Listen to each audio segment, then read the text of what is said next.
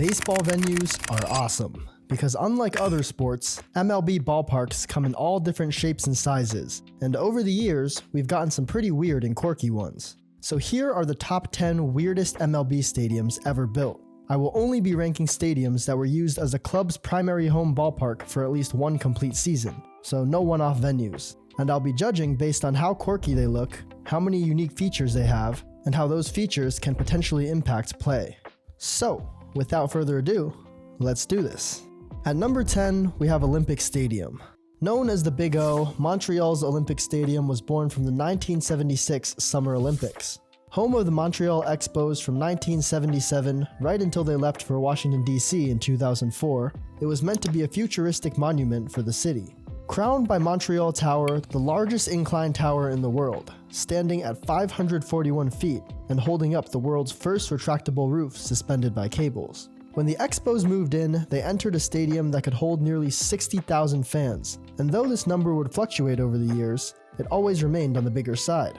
Its concrete bowl gave the place a cavernous feel, and when full, the noise was deafening. Unfortunately, the roof designed to fold neatly into the leaning tower like a giant umbrella never worked as intended. The Kevlar panels tore repeatedly, the mechanism jammed in cold weather, and heavy snow caused multiple collapses, ultimately leading to its replacement with a fixed roof in 1999. Coming in at number 9, we have Candlestick Park.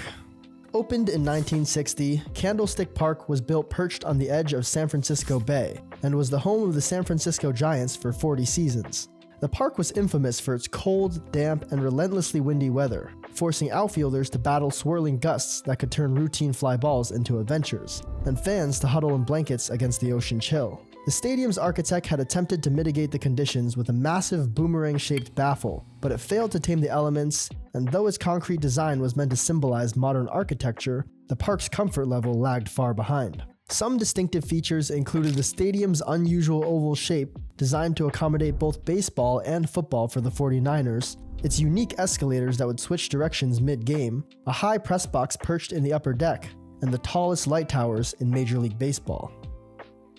At number 8, we have Wrigley Field. Dating back to 1914, Wrigley Field has been home to the Cubs for 110 seasons and counting. Its features include rooftop bleachers perched atop neighboring apartment buildings, offering one-of-a-kind views of the game, along with the iconic red marquee at Clark and Addison, a hand-operated scoreboard, and the iconic W or L flag that together give the park its timeless baseball feel. Wrigley Field's most famous feature, though, is its ivy-covered brick outfield walls. Installed in 1937, it hides a solid brick wall behind it. While aesthetically pleasing, it makes outfield play dangerous and unpredictable. If a ball becomes lost or lodged in the ivy, it results in a ground rule double, but only if the outfielder raises their hands. Failure to do so can turn a stuck ball into an inside-the-park homer. In the first weeks of the baseball season, the ivy has not yet leafed out, and all that is visible are the vines. However, as the baseball season progresses further into the spring, the ivy grows thick and green. In the autumn, generally during the postseason,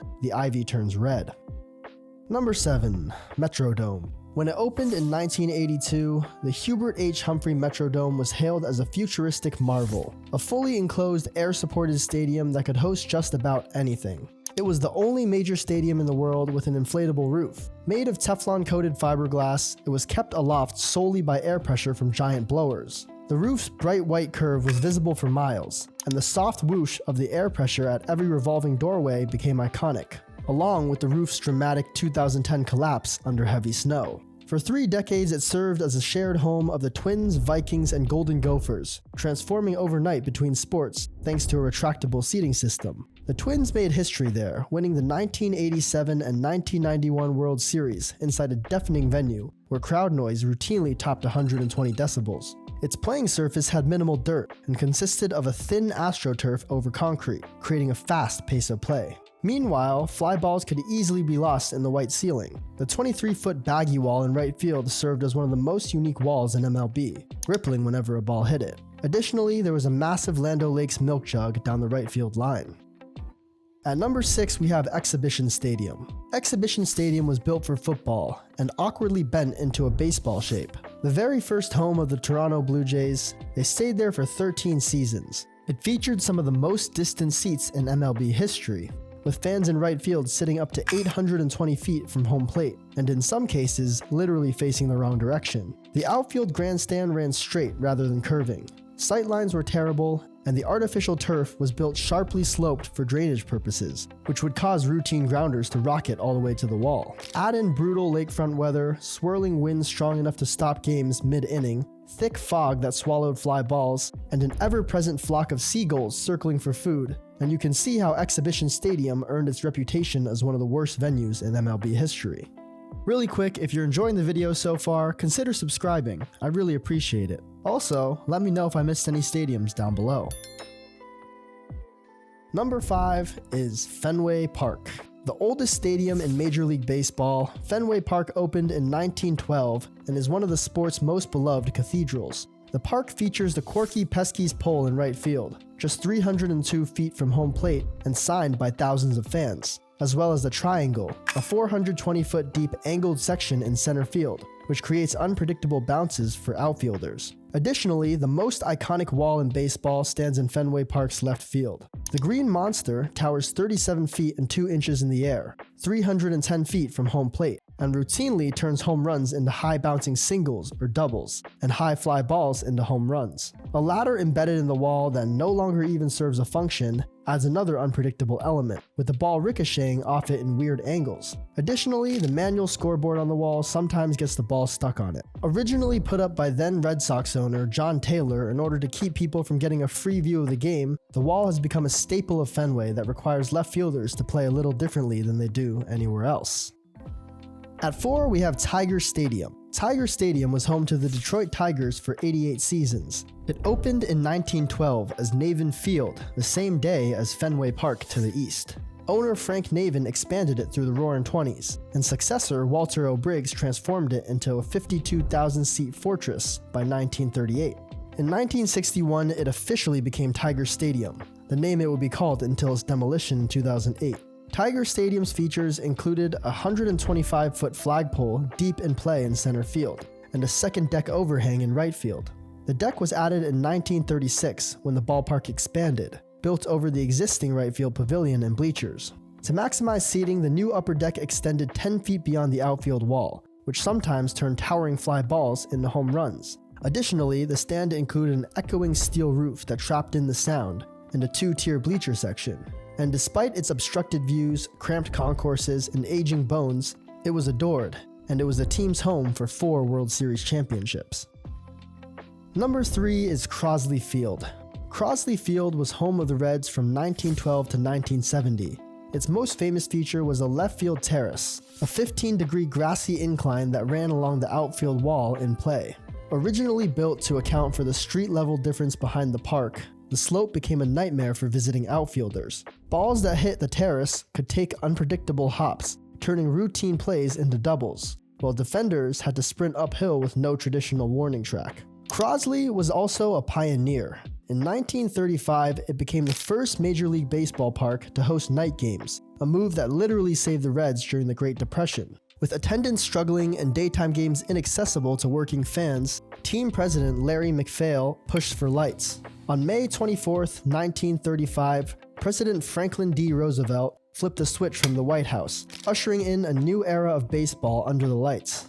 Attendance immediately surged, and night baseball soon spread across the league. The park itself was compact and hitter-friendly. There were no bleachers in left or center field, with most outfield seating packed into the right field sun deck. Crosley Field was home to the Reds' 1940 World Series, Hank Aaron's 3,000th hit, and the first official save in MLB history in 1969. At number 2, we have the Los Angeles Memorial Coliseum. This historic venue has hosted just about every kind of event you can imagine, and when the Dodgers moved west in 1958, they called it home for 4 seasons. It was ill-suited for baseball, but with a max capacity of 115,300 people, it was and still is the biggest baseball venue ever used. The left field line was only 250 feet from home plate, and to remedy this, Dodgers owner Walter O'Malley had a 40-foot net erected in left that some people called the Screen Monster. Meanwhile, right field stretched out to a daunting 440 feet. The extreme imbalance created a lopsided dynamic that overwhelmingly favored right-handed hitters. And though it wasn't their home for long, the Coliseum did have its moments, with the Dodgers winning the 1959 World Series while calling it home, playing 3 games that sold over 90,000 tickets, including an all-time World Series record 92,706 in Game 5.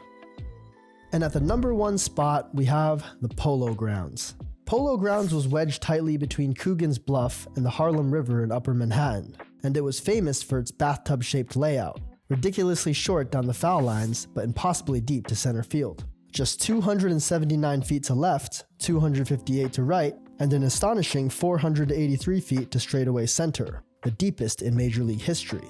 Built for the sport of polo, the venue turned routine fly balls into cheap home runs, and booming shots to center into lazy flies for outfielders. The towering walls topped with ornate ironwork was covered with colorful ads, most famously the giant Chesterfield cigarette sign in center. The clubhouse, oddly built into the center field wall, was actually in play, and balls would occasionally ricochet off the windows. Some of baseball's most iconic moments took place in these bizarre dimensions. In 1951, Bobby Thompson's shot heard around the world was a line drive that just cleared the short left field wall and sent the Giants to the World Series, becoming one of the most replayed moments in sports history. 3 years later, in the 1954 World Series, Willie Mays made the catch, sprinting deep into the endless center field to snag a drive that would have been a home run anywhere else. Originally built of wood, the park burned down in 1911 and was rebuilt in concrete and steel, making it one of the first truly modern stadiums. Its 2-tiered horseshoe grandstand nearly stretched around the whole field, curving far into the outfield and seating over 55,000 fans, giving the place a Coliseum-like feel. From atop Coogan's Bluff, fans could look down into the park for free. Inside, the atmosphere was intensely vertical, with the upper deck hanging directly over the lower. Having hosted a staggering 13 World Series and serving as home to the Giants, Yankees, and Mets at various points between 1891 and 1963, the Polo Grounds earns its place as the weirdest venue in MLB history.